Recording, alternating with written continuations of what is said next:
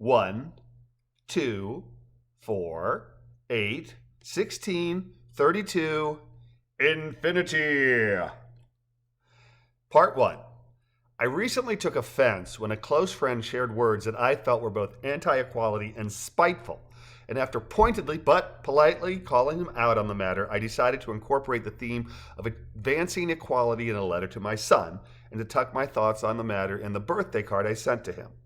What follows is part 1 of 7 segments of my birthday epistle to my elder 2 children and the father of my grand one. Even though I put no faith in numerology, I can't help but notice certain numbers and number patterns.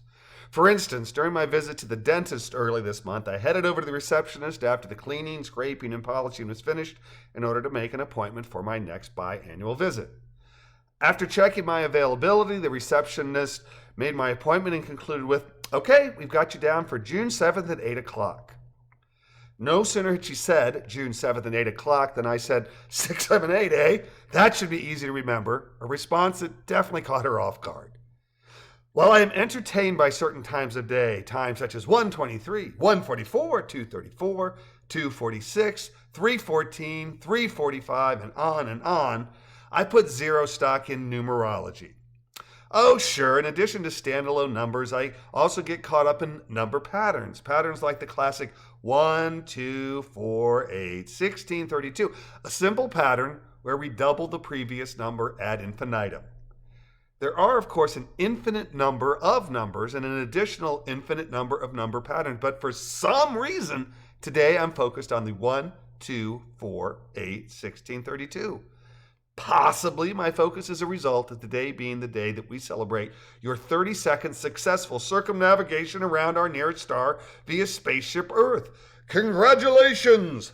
Let's take a moment or 32 for a little retrospective reflection, shall we? Obviously, 32 represents your age, but the sequence, the 1, 2, 4, 8, 16, 32, also represents a progression, an origin of 1 and a current terminus of 32. But as stated, numbers are infinite. And while we don't know how high your progression may go, we do know that 64 would be the next in our arithmetic progression. But what if instead of just representing ages, we think of the numbers as generations?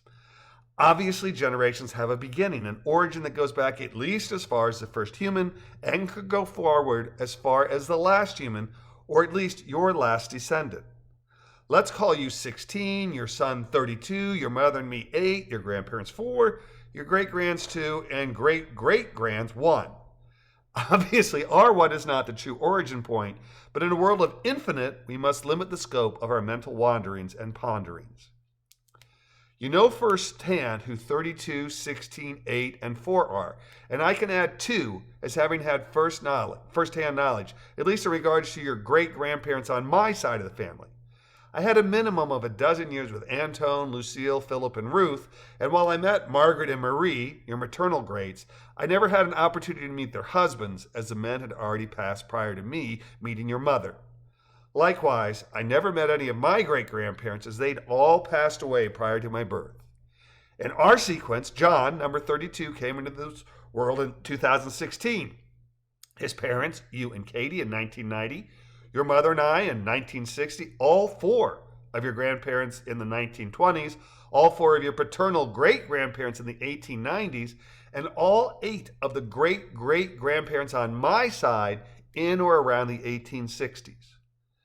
That gives our 1s an origin of 1860s, our 2s 1890s, 4s 1920s, 8s 1960s, 16 1990, and our currently last in the series, 32, a start date of 2016, a progression of 6 generations spanning just under 160 years.